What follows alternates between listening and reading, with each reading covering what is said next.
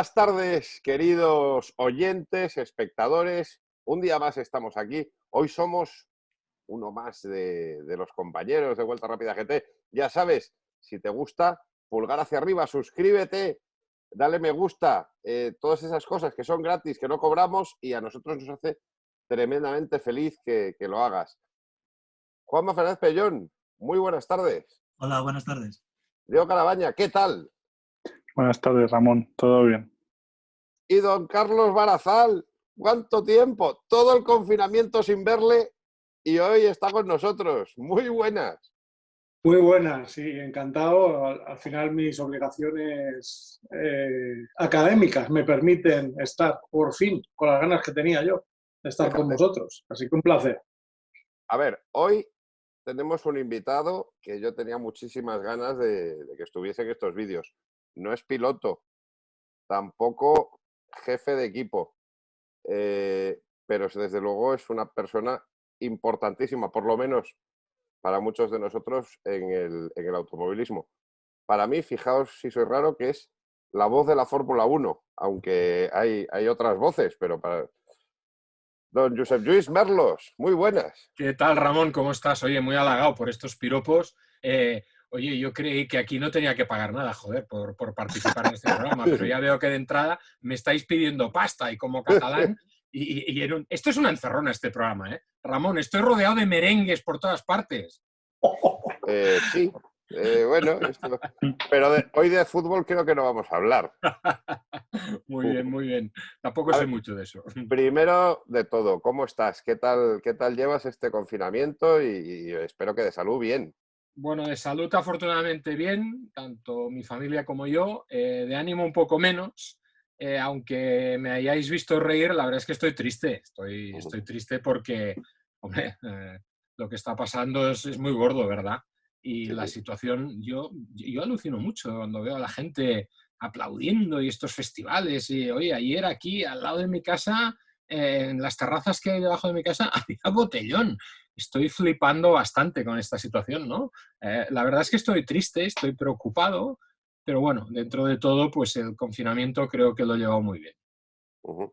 Desde luego, ahora lo importante es pensar eso, que estemos todos bien, que se solucione, que haya un poco de orden en este caos, que ya hay días que pues, ayer desaparecían muertos, hoy pues, todavía no sabemos, no hay como una línea clara de acción, lo que está claro hay que apelar a la responsabilidad individual, que mucha gente desde luego sí que está cumpliendo, pero hay que hablar un poquito de automovilismo. Tela marinera, cómo ha golpeado a todos los deportes y sobre todo el automovilismo, porque también la crisis económica tela, ¿eh? Mira, yo el día 16 de marzo hice el último programa. Volvemos a la carga en Radio Marca Barcelona el día 2 de junio. No lo hacemos el 1 porque el 1 es festivo aquí. No sé si en Madrid también es festivo el día 1, pero en Barcelona el día 1 de junio es festivo. Entonces vamos a arrancar con el programa el día 2. Y la verdad es que grabé el programa circunstancialmente aquel día por la mañana. Normalmente lo grabamos por la tarde y se emite al cabo de poco rato. Pero aquel día, día 16 de marzo, lunes, creo que tú también tenías que estar ahí, Ramón, teníamos la presentación del nuevo SEAT León. Correcto. Con lo cual modifiqué mi horario habitual de los lunes y decidí grabar el programa por la mañana porque por la tarde quería estar, lógicamente, en la presentación de un coche tan importante como es este, ¿no? Y cuando volví a casa con la moto, ya sabes que me muevo normalmente en moto, volví a casa y cruzaba la diagonal, daba miedo porque era una diagonal muy desierta, no había prácticamente nadie. Me entró mal rollo, porque yo era honestamente de los que creía que esto era una tontada, que era una gripe y que estaban exagerando muchísimo, ¿no? Desgraciado de mí. Me equivoqué muchísimo, como tantos otros. Claro que yo no soy virólogo ni ministro de Sanidad, ¿no? Entonces, la verdad es que me quedé jodido al llegar a casa porque empecé a darle vueltas al programa y decía, ¿de verdad crees que la gente ahora está para hablar de Fórmula 1, para hablar de motos, para hablar de rallies? Y dije, no tiene ningún sentido hacer el programa, porque claro, yo llegué allí tan alegremente y de repente me encuentro que el técnico que estaba al otro lado de la pecera iba con mascarilla, que la productora llevaba guantes, que todos me miraban a 2 metros de distancia y dije, joder, qué exagerados, ¿no? Ya ves, y luego me he tirado, el confinamiento lo he hecho muy riguroso porque a mí me dijeron que yo tenía demasiados factores de riesgo y la verdad es que me asusté y me encerré en casa. Y bueno, no hay mal que por bien no venga, ¿no? Porque he aprovechado estas semanas para ordenar por fin mi grandioso archivo del motor, que como os podéis imaginar no es pequeño. Mira, os voy a explicar una historia. Aquí debajo, donde estamos, hay una señora que lo ha pasado muy mal estos días porque le tenía mucho miedo al coronavirus. Ella creía que podía morir de esto, pero la verdad es que esta señora, si puede morir de algo, es aplastada por el peso de mi archivo, aquí donde me encuentro en este momento, y que afortunadamente, pues, esta situación del confinamiento pues, me ha dado el tiempo que llevaba años buscando para poder organizar la cantidad de papeles que guardo y que guardaba y que sigo guardando en este lugar. Porque ¿cuántos años, Merlos, en el periodismo del motor?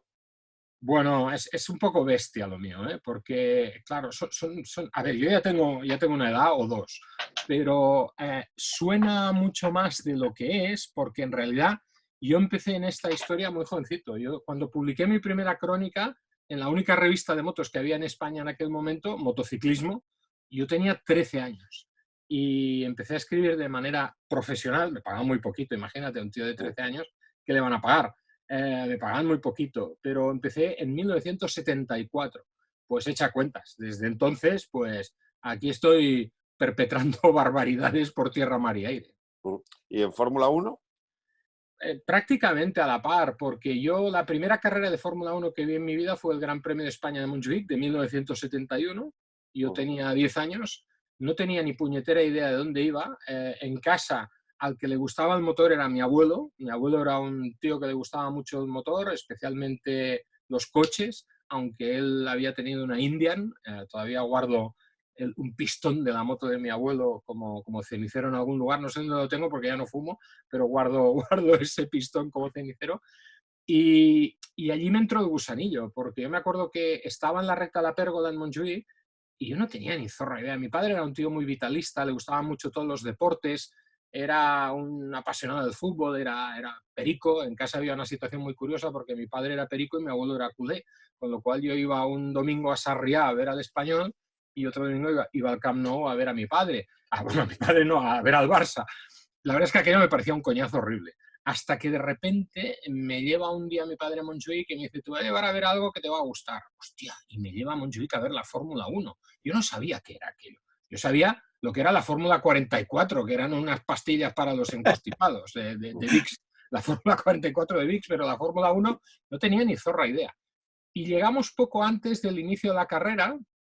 Se aparcaba como a 50 metros de por donde pasaban los coches, en pleno Montjuïc. Imagínate tú, la gente decía que había centenares de miles de personas. Es mentira, en Montjuïc había muy poca gente y la vez que había más gente había 35.000, 40.000 personas a lo sumo, pero nos parecía que hubiera allí 6 millones, porque claro, estábamos todos en una línea, no había segunda línea en Montjuïc prácticamente.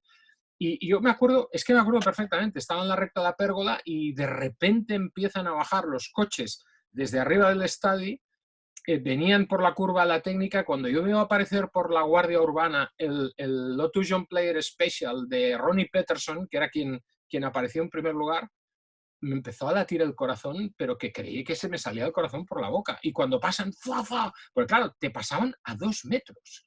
A 2 metros te pasaban en Montjuïc. Cuando pasan, hostia, me quedo como en una catarsis y empiezo a llorar. Y mi padre me dice, no te asustes, de verdad, no, estate tranquilo, que esto es muy seguro. Digo, no, papá, si es que no me asusto, es que me gusta mucho. O sea, me quedé flipando, aquello era lo más grande que había visto en mi vida, ¿no? Y ahí empezó la historia. Y luego ya vinieron, eso era en abril, luego en julio vinieron las 24 horas de motos, que es una de las carreras más bonitas que he visto. Montjuïc es con diferencia el mejor circuito del mundo, punto. A partir de aquí, todo lo demás, hacer puñetas. Luego viene el Jarama. Son los circuitos que más me gustan de todo el mundo, evidentemente. Pero a partir de ahí cambió mi vida. O sea, yo cuando vi aquella carrera de Fórmula 1 y luego al cabo de 3 meses vi las 24 horas, yo decidí que yo quería meterme allí dentro, que yo quería estar en este mundo. que aquello era lo mío. Pero jamás quise ser piloto, ¿eh? Nunca me interesó eso de ser piloto. No, la verdad es que no.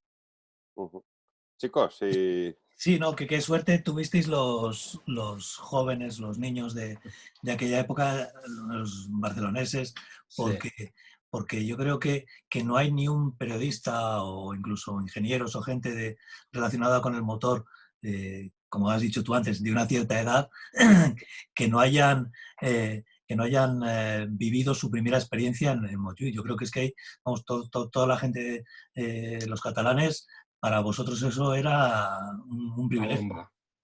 Aquello era la bomba. La verdad es que ir a Montjuïc era especial, era especial. Todo era distinto, ¿sabes? Porque la gente habla de Mónaco y tal, pero Mónaco hay mucha tontería, hay mucho payaso allí metido en Mónaco. Y Montjuïc era todo como muy cercano, ¿sabes? Era como muy de pueblo, porque en el fondo Barcelona era un pueblo, ¿sabes? Bueno, ahora vuelve a serlo, pero bueno, ahora somos más de pueblo, más que sea un pueblo, ¿no? Pero la verdad es que era todo muy próximo, ¿no? Y era una experiencia increíble, ¿no? Era por muchas cosas, por la proximidad. No hay ningún otro circuito en el mundo que veas los coches tan cerca como lo veías allí. O sea, hay una curva donde ahora está el Teatre Lliure, que antes era el Museo Etnológico. Oye, que los coches pasaban a medio metro de una pared.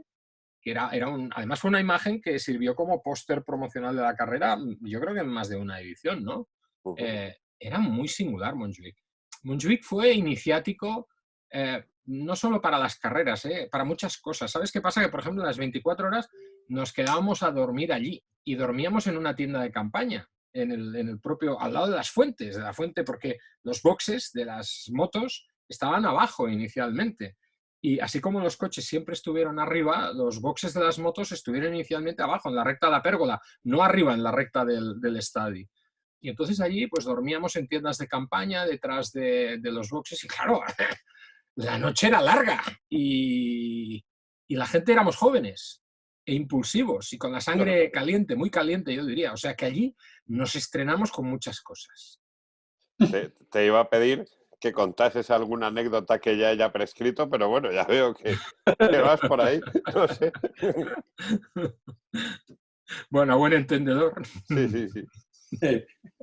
Y luego, viajando por el mundo un montón, me imagino. Sí, porque yo empecé a viajar muy pronto. Yo con 15 años empecé a seguir las carreras en el Mundial de MotoGP. Bueno, no se llamaba MotoGP entonces, evidentemente. Mundial de Motociclismo, porque Senna hablaba con Dios, pero es que yo era amigo de Dios y Dios era Ángel Nieto. Dios era Ángel Nieto, o sea, nunca ha habido otro como Ángel Nieto. Y entonces, bueno, pues yo empecé siguiendo las aventuras de Ángel Nieto por el mundo y yo tenía un poco una crisis de identidad, ¿eh? Aquello, ¿a quién quieres más, a papá o a mamá? Y a día de hoy me sigue pasando. Y los que me conocéis de verdad sabéis que es así, o sea, a mí es que me gustan tanto las motos como los coches. Me gustan muchísimo. A pesar de que tengan 2 ruedas menos. Sí, bueno. Sí, pero me gustan mucho. Me gustan muchísimo. Y a mí me apasionan tanto las carreras de motos como las carreras de coches. Y yo profesionalmente empecé en realidad en las motos.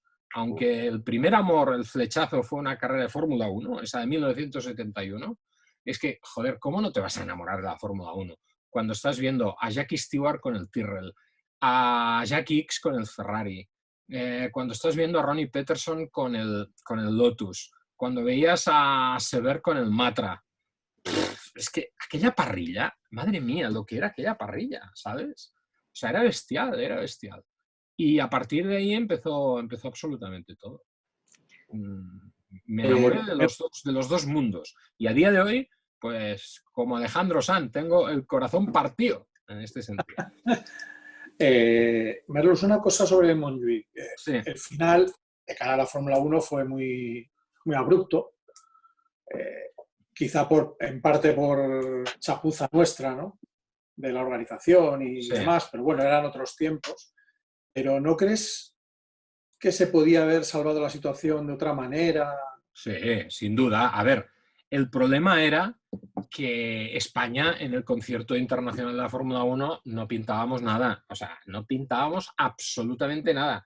pero ni el RAC con la Fórmula 1 en Montjuïc, ni el RACE con la Fórmula 1 en el Jarama. O sea, éramos el último mono, pero además, como éramos el eslabón más débil de la cadena, ¿por dónde se rompió la cadena? Por allí. ¿Por qué pasa lo de Montjuïc? Lo de Montjuïc, evidentemente, el montaje del circuito fue una chapuza, porque el famoso triple rail de Montjuïc es que no estaban los tornillos colocados, estaban las tuercas sueltas. Y esto Sí. hay 1000 imágenes que lo demuestra, porque allí pues hubo algún jeta, algún trincón que cobró el montaje de los guardarraíles según mandaban los cánones de la FISA en aquel momento, pero luego los pusieron uno encima del otro. Los únicos que estaban realmente anclados eran la primera línea de guardarraíles, pero el segundo y mucho menos el tercero estaban sueltos. Entonces los pilotos se dieron cuenta y ahí tuvieron la auténtica excusa para montar el pollo. Pero la realidad es otra. La realidad no es esta.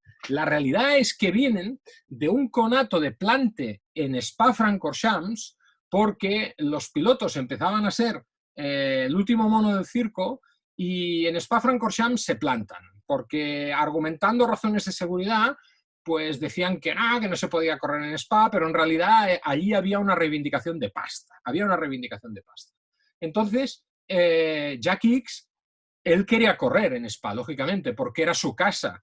Y entonces allí lo que empezaba a ser la asociación de pilotos, en Spa se unió mucho, solo hubo un elemento discordante que fue Jack Hicks, pero los pilotos montaron el pollo, pero al final se llevó adelante la carrera, pero con un rifirrafe importante. Entonces de Spa venían a Barcelona y de Barcelona se iban a Mónaco. Y en el interín del desplazamiento de un gran premio a otro hubo mucho politiqueo. Imaginaros con aquella FIFA de Balestre lo que era aquello, o sea, la banda de gángsters que había allí metida, ¿no? O sea, ríete tú de Al Capone, el personal que había allí era terrible, ¿no? O sea, el lute en persona. Bueno, pues, ¿qué pasó? Que cuando llegaron a Montjuïc, Jack Hicks quiso dar por el saco a sus compañeros. Y Jack Hicks en los entrenamientos del jueves, porque entonces este era un deporte como Dios manda, joder, y ya empezaban a rodar los pilotos el jueves, en los entrenamientos del jueves solo quiso salir Jack Hicks y creo que salió otro piloto, no me acuerdo de quién, pero estaba lloviendo y Hicks dijo, como era un fenómeno bajo la lluvia, dijo, ahí voy, evidentemente.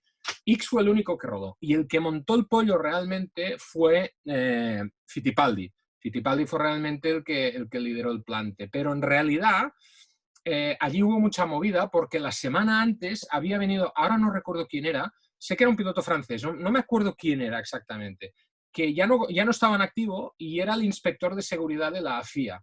Vino a Barcelona y estuvo entre minuto y medio inspeccionando Montjuïc. Y luego se fue de festival folclórico, porque hay testimonios de lo bien que se lo pasó el señor en Barcelona. Pero el tío dio el visto bueno, con lo cual los pilotos llegaron allí, pero luego se encontraron con el merdé este de los guardarraíles, pero en realidad lo que había era un trasfondo político. Esto en otro circuito no se hubieran atrevido. Y allí hubo una figura que se ha hablado poco de ella, que era Salvador Fábregas, que era el presidente del Real Automóvil Club en aquel momento, el antecesor de Sebastián Salvador, y Fábregas, que era un dictador zuedo, era un pequeño balestre, el tío les amenazó con no dejarles sacar los coches y los camiones de dentro del parque cerrado. Y el parque cerrado era ni más ni menos que el antiguo estadio, el actual estadio olímpico, que en aquel momento estaba semiderruido. Era una asquerosidad de parque cerrado. Pues estaba aquello, parecían las ruinas de Ampurias. Pero habían metido allí los coches y los motorhomes, sí, por llamarles de alguna forma, de los equipos de Fórmula 1. Y el tío se cuadró y dijo que ustedes no quieren correr, ningún problema. No van a correr aquí ni en ningún sitio más, porque de aquí no sacan. Y se compinchó con el gobernador civil de Barcelona, que era un señor con muchos arrestos en aquel momento. Imaginaros, en 1975, el gobernador civil cualquiera le tosía. Pues metieron allí a la Policía Nacional y que no se iban los coches. Y al final se corrió la carrera porque vieron que aquel tío iba a saco y que no iban a sacar los coches y que en consecuencia al siguiente fin de semana no iba a haber Gran Premio de Mónaco, que es lo que les preocupaba a ellos en realidad. Esa fue la verdadera historia. Bueno. No, Fórmula 1 y política, ¿no? Porque sí. Digamos que Pero es que siempre ha ido junto, ¿eh? Sí, no, pero te quiero decir que ahora con lo que está cayendo con lo del coronavirus, imagínate las presiones que hubo para empezar el primer Gran Premio en Melbourne, que hubo, que no se hizo, ¿no? Que habrá sido también de UPA. A mí lo de Melbourne me pareció espantoso. Yo creo que allí, en Liberty Media, con Eccleston esto no hubiera pasado. De entrada, con Eccleston no hubiera ido el circo a Australia. Estoy convencido de ello. Lo que pasa es que, claro, fijaos cómo está gestionando MotoGP Dorna y cómo está gestionando Liberty Media la crisis para la Fórmula 1. Yo creo que no hay color. O sea, las motos que siempre han parecido el hermano pequeño de este montaje, yo creo que le están dando una lección. O sea, Carmelo Ezpeleta está gestionando esto de una manera ejemplar, de una manera fantástica que para sí los listos de la Fórmula 1 les gustaría acreditar. Pero hay una diferencia. Carmelo solo tiene que dar explicaciones, solo entre comillas, a los gestores a los inversores de Dorna, a las compañías financieras que están detrás de Dorna. Pero es que Liberty cotiza en bolsa. Y ese es el problema. Cualquier movimiento, para bien o para mal, se magnifica extraordinariamente. Y está claro que en el momento en que deciden irse a Melbourne, ya sabían que no se iba a hacer esta carrera. Pero por no provocar un cataclismo en la bolsa, en las acciones en la cotización de Liberty Media en el parqué, montaron este paripé, que fue una tomadura de pelo, una falta de respeto. Primero, a los pobres aficionados australianos que estaban allí haciendo cola, que me imagino que te quedas con una cara de gilipollas. Yo que viví el año 1975 en Montjuïc como aficionado y que me quedé con las entradas en la mano allí a mitad de... Bueno, primero que no iban a hacer la carrera, luego la hacen y que pasa la desgracia que pasó. Yo me acuerdo que años después, cuando conocí personalmente a Fittipaldi, le dije a Fittipaldi, primero que le dije, oiga, me debe usted 500 pelas. Y dice, ¿por qué? Digo, porque por su culpa un poco más, digo, y no se hace la carrera. Yo había ahorrado mucho para la entrada de Montjuïc y por su culpa me quedé casi sin carrera. Digo, luego no fue su culpa, pero solo hubo media carrera, ¿no? Me pongo en la piel de los pobres aficionados de Melbourne, la ilusión. Además es un sitio donde lo viven con mucha intensidad. Es un gran premio maravilloso. A mí me encanta el ambiente de Albert Park, que es uno de los circuitos que más me gusta y lo viven y además son unos animales y lo disfrutan muy intensamente, no se cortan ni con un hacha, son un poco más tuerzos, pero bueno, son muy auténticas. Sí, pero son divertidos, ¿eh? Son tíos muy noblotes. Oye, y lo de Melbourne me pareció una vergüenza. Y justo estos días, la noticia, digamos, del año, la que ha removido un poco la actualidad, el fichaje de Carlos Sainz por Ferrari. Tela, ¿eh? Yo me alegro mucho por Carlos y por gente como nuestro Ferrari, que por fin vais a tener una alegría, hombre, por fin vais a tener una alegría, porque, bueno, a ver si llega alguien ahí con 2 dedos de frente y le pone orden a la banda del empastre, porque la verdad es que, oye, Ferrari, tenéis un equipo fantástico, con una historia fenomenal, pero vaya tela, ¿no?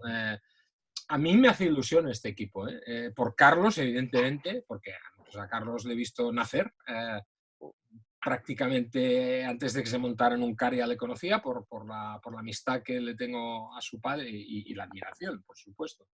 A ver si le dan el príncipe de Asturias de una vez, ya coño. Eso. Bueno, pues, la princesa de Asturias ahora.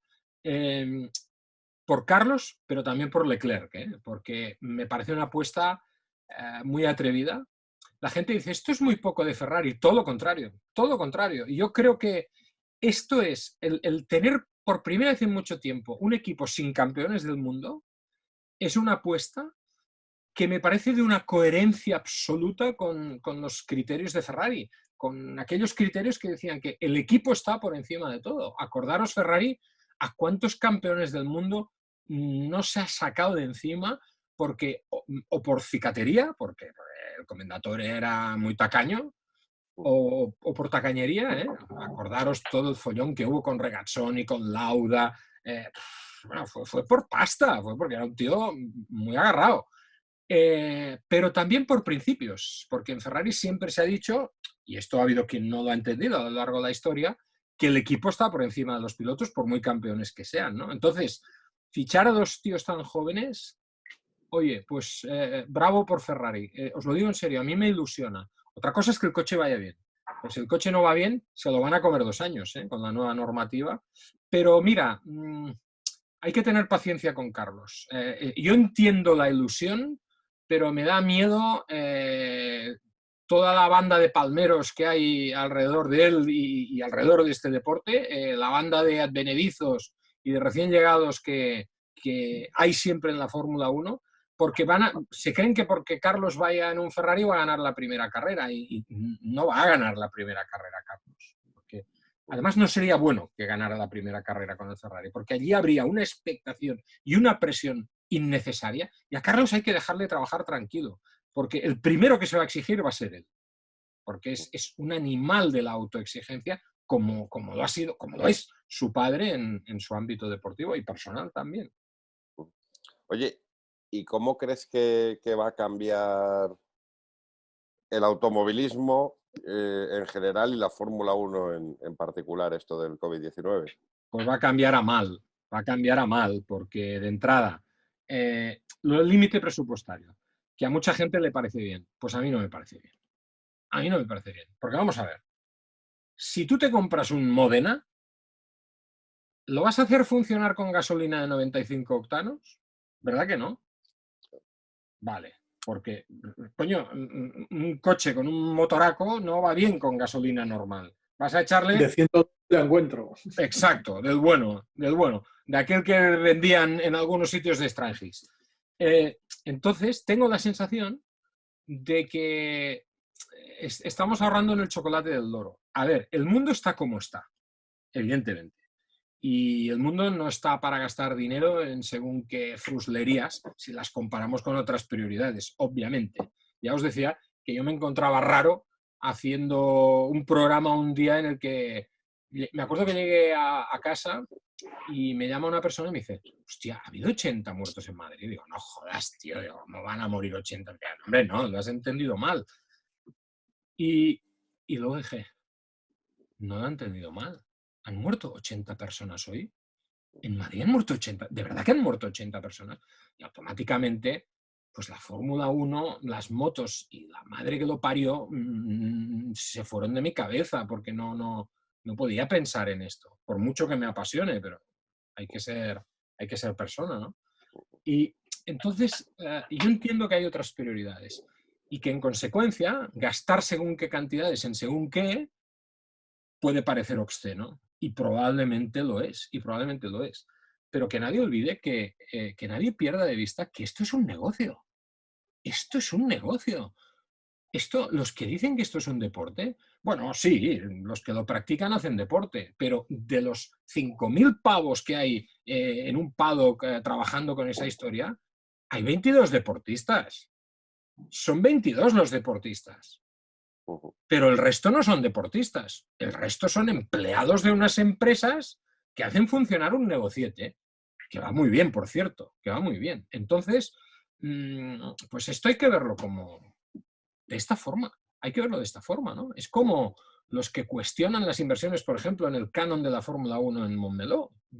Oiga, que ¿usted es tonto o es tonto? Porque, claro, si el canon vale 21 millones, pero luego resulta que los beneficios periféricos son de 200, 300, no sé cuántos son, oiga, ¿cuántos negocios tienen este ratio de rentabilidad? Me parece un negocio fantástico. O sea, vamos, cualquiera de nosotros montaría ahora mismo una empresa, pondría todos sus ahorros para edificar una empresa que le aseguraran que va a generar este ratio de rentabilidad. Bueno, pues la Fórmula 1 es exactamente lo mismo. Y a mí me parece que limitar los presupuestos es ponerle puertas al campo. Entonces, lo que va a haber en el futuro, pues no será Fórmula 1. Será una cosa deslavazada, una cosa descafeinada, de chichinabo. Yo creo que pasó. Hablabais de la suerte. Ferrari, tú decías, ¿qué suerte habéis tenido los que vivisteis Montjuic y tal? Pues, amigo mío, tú que has visto los V12, no te hagas el joven, porque tú también has visto rodar los V12, pues tú también has tenido mucha suerte, porque esto no va a volver. Y nos quejábamos de los V6 y virgencita, virgencita, que me quedé como estaba. Porque con todos los recortes, y además lo que viene, a mí honestamente no me gusta. me parece todo de un falsetti y de un maquillaje. ¿Cómo vas a controlar las horas del túnel del viento? A ver, ¿pero eso quién se lo cree? Este es un negocio lleno de tahúres que si algo saben es de hacer trampas. La historia nos lo ha demostrado. ¿Qué pasa? Vivir al límite del reglamento. Esa es la gracia, Charlie. Esa es la gracia. Esa es la gracia. Anda que no habéis ganado ligas vosotros así. Vaya, hombre. Al límite del reglamento. El resquemor. Ahí aparece el resquemor. ¿Qué más quieres, Sandro? ¿Qué más quieres, GTD? Como en el tema del fútbol yo no ni pincho ni corto. Sí, bueno, tú no entiendes, pero estos dos tampoco. No, Ferrari es del Racing de Santander. Que lo que dices que sí, también tengo una edad. Mi primer Racing fue el GP de España en Jarama del año 76. Ya ves. El de Niki Lauda y James Hunt, el que sale de la película Gas. O sea que cuando te decía eso, lo de la suerte, por ejemplo, ¿tú crees que un niño hoy se puede emocionar con la Fórmula E, que es lo que más cercano, aparte de Mónaco, Melbourne o grandes premios así un poco extraños, característicos, urbanos, se puede aproximar a que le ponga la Fórmula 1 en la puerta de casa? Yo creo que sí. Yo creo que sí, Ferrari. Y te cuento, yo creo que es un tema de cultura. Es con lo que tú naces. Es con lo que estás acostumbrado a ver, ¿no? Mira, yo que he visto pues, unas cuantas carreras y he estado en bastantes circuitos, ¿sabes cuál es una...? Yo siempre pongo este ejemplo, y yo tengo una carrera que me entusiasma y que incluso la he corrido, que me parece una maravilla, que es una carrera que hacen el Lliçà d'Amunt, un grupo de majaras, porque están fatal, que se llaman la colla del pam tomàquet. O sea, esto ya es el friquismo máximo, que son 24 horas de ciclomotor, 24 horas de resistencia de ciclomotor. Y allí corríamos hace años con Vespinos, con unos Vespinos trucados, con Derbys Variant. A 65, ¿no? Sí, bueno, eran 50, pero había algunos, en teoría tenían que ser de 50, pero alguna pirula allí habíamos hecho, sí. Bueno, esa carrera es la hostia esta carrera, o sea, es divertidísima. 24 horas en ciclomotor. Que yo pensaba, no se va a romper nunca esta mierda, o sea, que no se acababa nunca la carrera esta allí, dándole al Vespino, ¿sabes? Con un sueño que tenía en la madrugada, era un horror, era un horror. Bueno, yo creo que unas 24 horas en Jarama que también se me han hecho muy largas, por cierto. Y, ostras, yo siempre pongo el ejemplo de esa carrera, me parece la hostia, es una carrera con Vespinos. Bueno, pues esto es en función de lo que tú hayas visto. O sea, yo nací, deportivamente hablando, con esa Fórmula 1 de Montjuïc, con los V12, y claro, luego todo me ha parecido poco. Claro, escuchabas aquello, es que escuchabas cómo roncaban aquellos coches y veías... Oye, es que yo me acuerdo, Peterson rompe. Peterson, que todavía tiene el récord de Montjuïc, récord imbatido del circuito de Montjuïc. Peterson rompe y yo me acuerdo que, hostia, estaba viendo... Eso no era en el 71, esto era... yo creo que en el siguiente Gran Premio. Y yo ya en los entrenamientos. Entonces, claro, a partir de aquel momento ya estaba allí, 3 días antes estaba en Montjuïc, evidentemente. Pues Peterson rompe y yo tengo una imagen de ver a Peterson andando y me acuerdo que entonces yo estaba haciendo una colección de cromos. Y, bueno, es más, espera un momento. Mira. No, es que la tiene ahí, estoy viendo. La tengo aquí, espera. Mira. Yo tengo aquí mis álbumes de cromos de cuando era peque, ¿vale? Las ventajas de ordenar, ¿ves?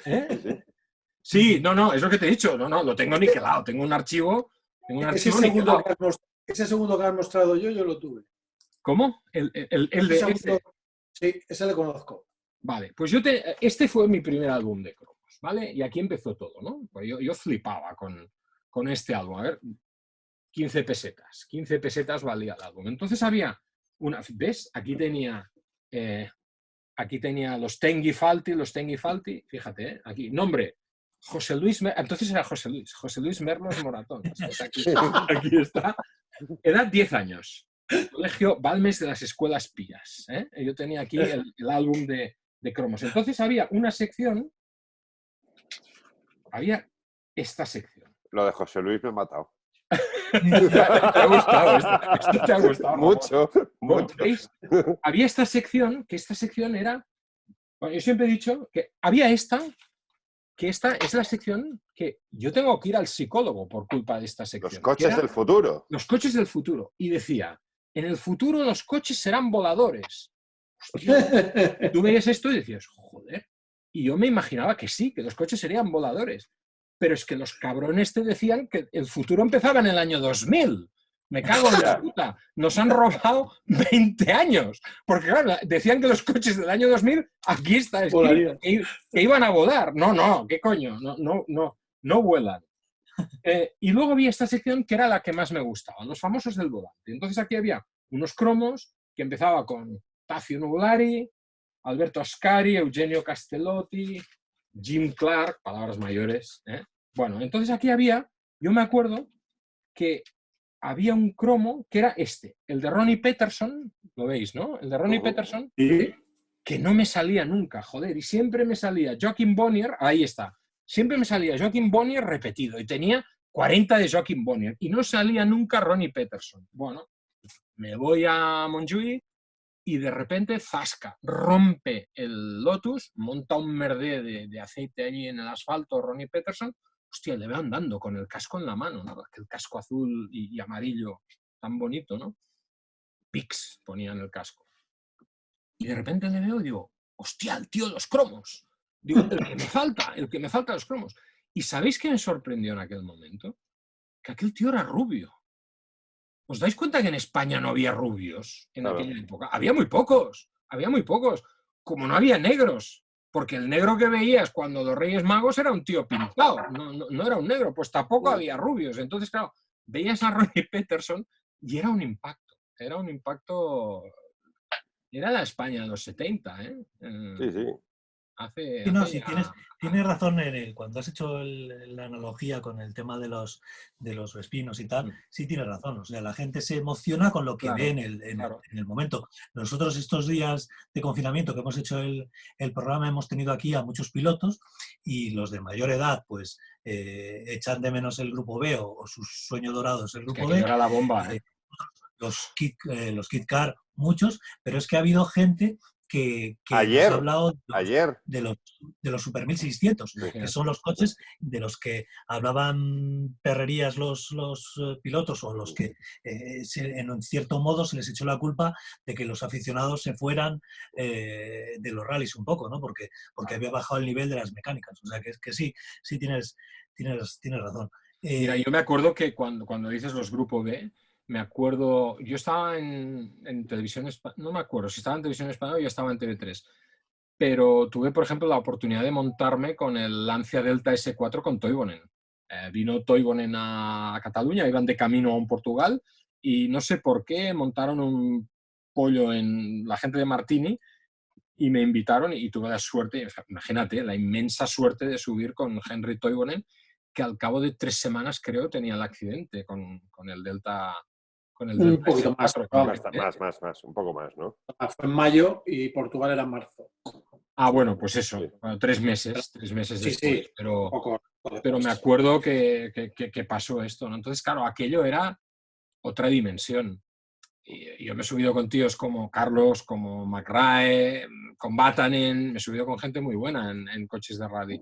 Y luego he subido con gente con Grupo N, evidentemente, en su momento, o los 1600, y la verdad, me acuerdo cuando Carlos ya dejó el Mundial, que seguíamos yendo al Mundial de Rallys, porque SEAT estaba corriendo y ganó aquellos 2 títulos, ¿os acordáis? De las 2 ruedas motrices, y hombre, estaba bien, pero no es lo mismo, ¿no? Pero todo es en función de lo que tú has conocido. Tú hablabas, decías, los chicos que han nacido con la Fórmula E, pues les va a parecer cojonudo, Fíjate en un detalle de seguridad vial. ¿Os habéis dado cuenta?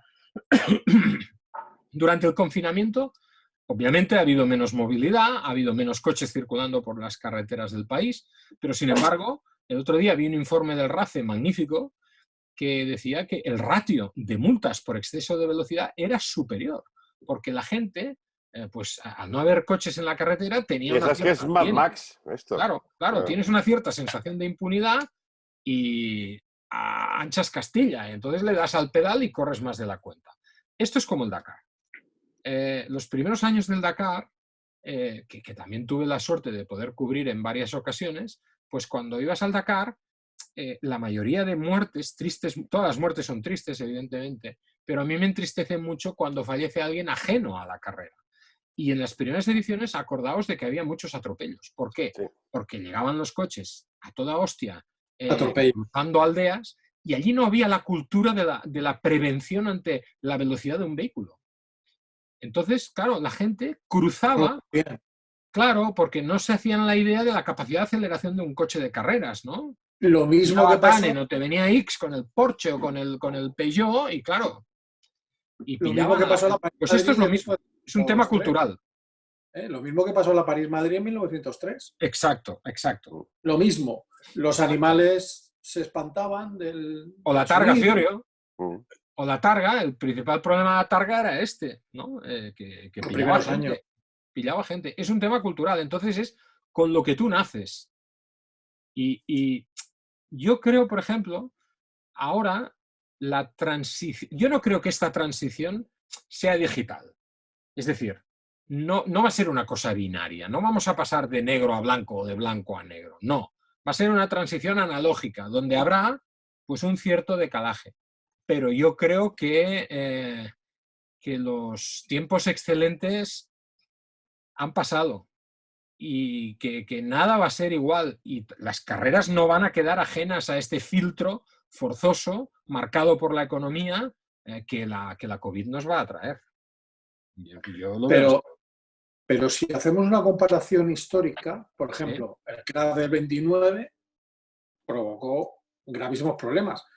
Es cierto que hubo unos años un poquito ahí, pero vale, me da igual al final, porque Hitler me tira dinero en Mercedes y Autounión dijera, oiga, que yo estoy aquí también quiero pasta, vale, toma. Que en Italia, al fin y al cabo, con Alfa Romeo, pues no les obligué casi. Pero se salió luego, ya vino la guerra y demás, pero luego tuvimos la crisis del canal de Suez, que también ocasionó 2 o 3 años de una crisis gorda. La crisis del petróleo del 74, que también, aunque afectó más a Estados Unidos, porque aquí nos pilló justo intertemporada, ¿no? Entre octubre y marzo, y no fue tan grave. Y bueno, hemos tenido una crisis lamentablemente hace 10 años, 12. Sí. Bueno, quizá lo que ha pasado es que las medidas que se han tomado en ciertos momentos, en unos han sido buenas y en otros fueron malas, porque por ejemplo, Le Mans decidió limitar los consumos y eso echó fuera a Ferrari, a todos los grandes los echó fuera y se quedó solo Gulf, Mirage y Ligier. Sí. Bueno, yo creo que al final es un problema de la medida que tomes, acertar con lo que se necesita en ese momento. Y ahí es donde estamos con todo. Y no es fácil. Bueno, a ver, claro que no. Tú me hablas de la crisis del 29, hombre, joder, estoy mayor, pero esa no la viví, ¿eh? Pero ahí no estaba, ¿eh? Pero mira, me has puesto el ejemplo de Le Mans. Sí, tienes razón, pero los mejores años de Le Mans vinieron luego, ¿eh? Sí. No, o sea, por eso los mejores años de Le Mans, vale, porque la gente se queda con la guerra de Porsche y Ferrari, que fue bestial, evidentemente, fue bestial, pero honestamente, a mí me pone más cachondo los años de Porsche, por ejemplo, o luego incluso, o sea, con los grupos C, que me pareció una categoría espectacular, me pareció una categoría preciosa. O sea, la gente ahora alucina con el LMP2 y el LMP1, pero oye, la clase C era la bomba, ¿eh? Que os recuerdo que había un tal Fermín Vélez, que por cierto quedó campeón del mundo, sí. y poco se ha hablado en este país de un pilotazo como era Fermín Vélez, campeón del mundo, y un tal Michael Schumacher, por ejemplo, que también ganó la famosa clase C, ¿no? Pero quiero decir con ello que la salida de cada crisis es distinta. Claro. Y a mí no me vale la comparativa porque cada circunstancia es diferente. Y la humanidad ha reaccionado de forma diferente en cada crisis. No sabemos qué va a pasar aquí. La clave es la medida que tomes, o las medidas que ahí se está. tomen. Mira, ayer leí un texto, una historia que no tenía nada que ver con lo nuestro, ¿no? Y era un artículo de pensamiento sobre el tema de las meditaciones, ¿no? Y sabéis que se ha hablado mucho de la práctica meditativa durante el confinamiento, ha sido un refugio para muchísima gente, ¿no?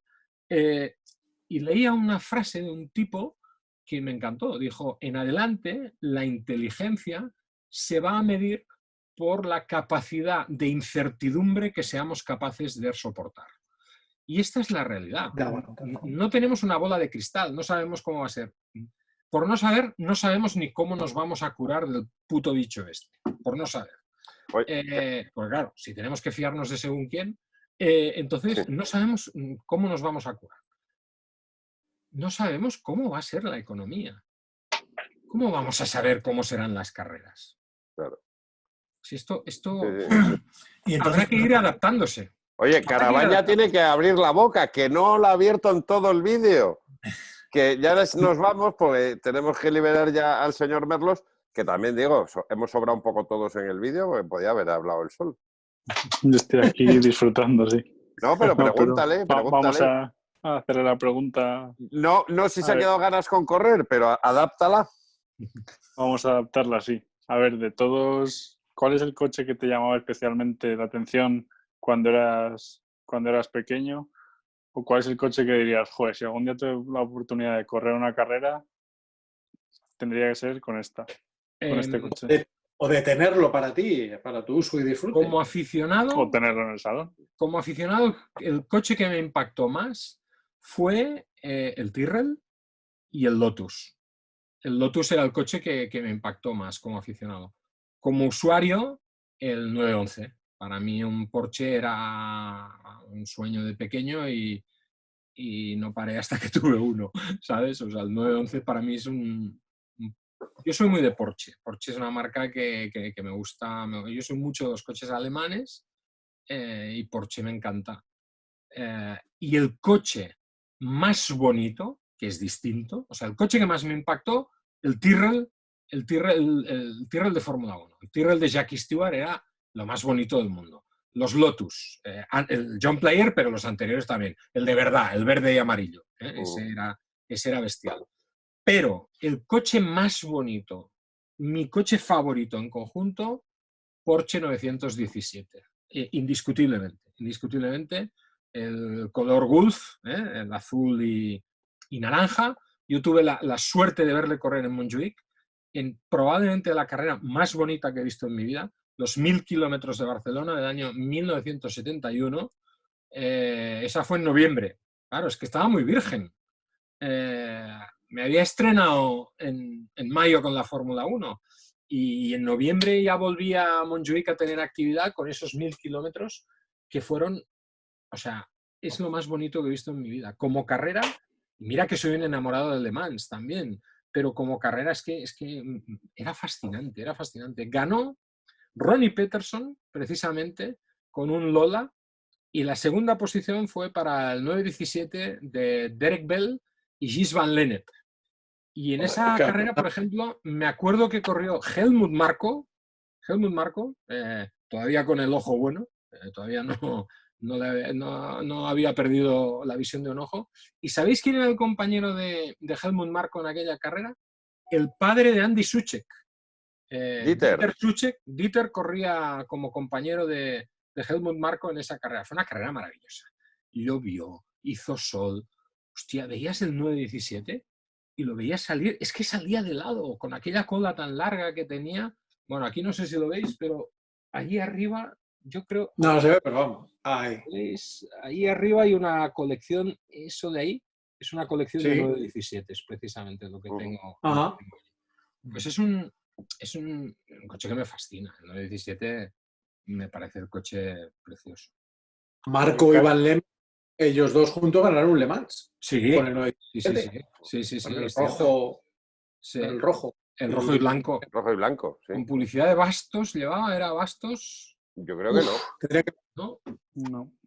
Yo creo que saqué el de allí, ¿eh? De hecho, el rojo y blanco que ganó Le Mans no es el primero. No llevaba publicidad, creo recordar. Sí, no me acuerdo. Yo creo que tampoco, pero... No lo sé. ¿Y qué carrera te falta por ir? Me quedan Goodwood, no he estado nunca.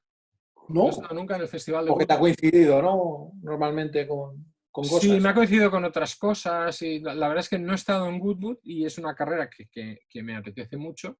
No he estado en las 24 horas de Daytona, aunque he estado en Daytona en el circuito y he visto carreras de motos allí, he visto las 200 millas, por ejemplo, de Daytona, de motos.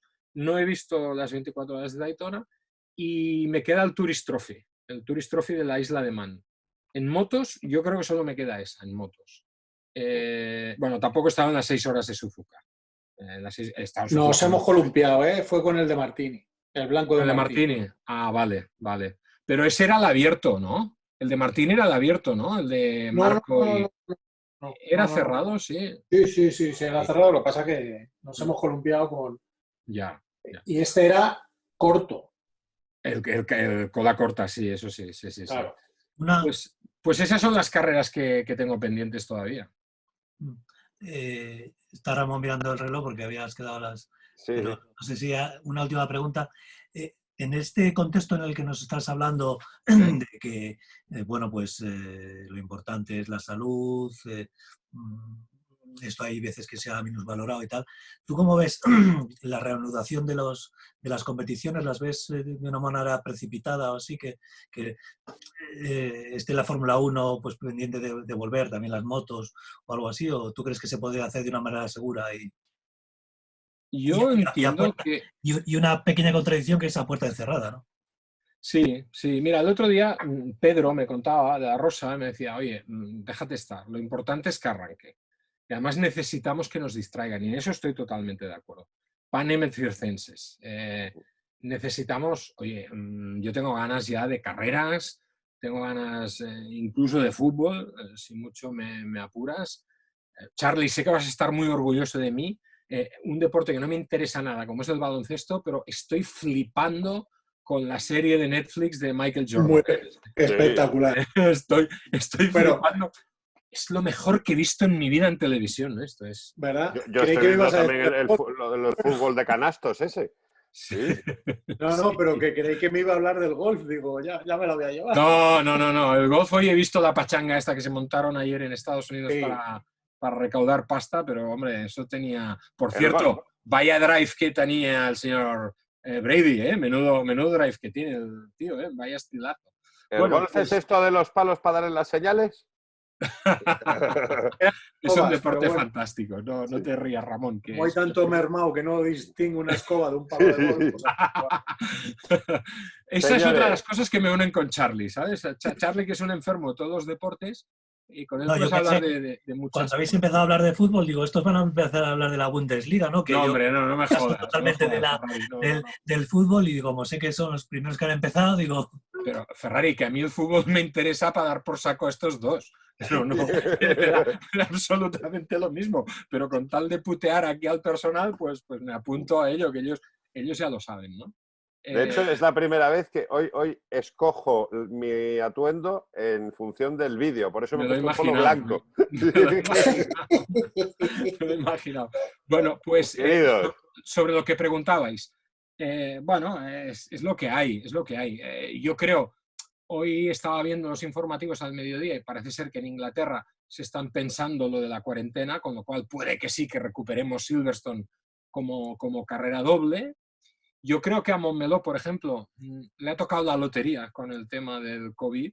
Le ha tocado la lotería porque, de otro modo, yo veía complicado que más allá de 2021 hubiera Fórmula 1 en Montmeló. En cambio, ahora en Montmeló han hecho una jugada maestra porque ellos quieren hacer la carrera. Aunque sea puerta cerrada, les da igual. No quieren una carrera doble. Lo tienen muy claro. Ellos no quieren acoger dos carreras. Lo de 2 fines de semana, lo que va a hacer Jerez con las motos y lo que probablemente haga lo va a hacer. Spielberg, el Red Bull Ring, con la Fórmula 1 y tal vez Silverstone, en Montmeló no quieren. Ellos quieren hacer una carrera. ¿Pero por qué? Porque esa carrera no la van a pagar. Esa carrera no la van a pagar. Que obliga a Liberty. El dinero que ya está depositado para la carrera del 2020 se mueve a 2021. Y en 2021 ya veremos qué pasa con la extensión del contrato de Montmeló, y que así como yo siempre he sido muy optimista, yo siempre he pensado que ese contrato se iba a renovar, pues en la actual situación, pues si no se renueva, lo puedo entender. Si no se renueva, lo puedo entender, porque probablemente no podemos gastarnos el dinero en según qué. Claro. Probablemente. Es que, lo has dicho antes, no es gasto, es inversión. Es inversión. Ahí está. Pero es que a lo mejor ese es el planteamiento que hay que hacer, ¿no? Lo que pasa es que hay gente que no lo ve, ¿sabes? La señora alcaldesa de Barcelona, por ejemplo, no lo ve. Bueno, eso da para otro vídeo. Claro, eso da para otro vídeo. El tema de Montmeló da para mucho, sí.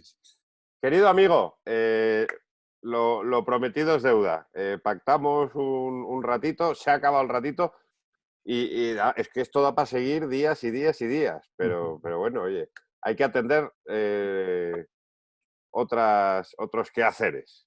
Yo estoy encantado de estar aquí con vosotros. Un placer, ¿eh? Con grandes amigos. A todos os conozco de hace un montón de años. A Carabaña no, porque es más joven. Bueno, oye, no les tengas en cuenta, son buena gente, pero no sigas su ejemplo, no sigas su ejemplo para nada. O sea, todo lo que veas en ellos, vete para otro lado. Es lo mejor que puedo transmitirte. Carabaña, no comes puro, no comas jamón ni bebas vino. Ni digas malas palabras. Después de que nos has enseñado esos álbumes tan bonitos, podemos hacer un unboxing de tus reliquias por ahí. Bueno, a mí me ha marcado lo de José Luis, eso ya. Bueno, eso también daría para otro vídeo, ya lo sabes. Que de eso hemos hablado mucho tú y yo. Eso es. Querido, un abrazo. Un abrazo, amigos. Muchísimas gracias. Chao.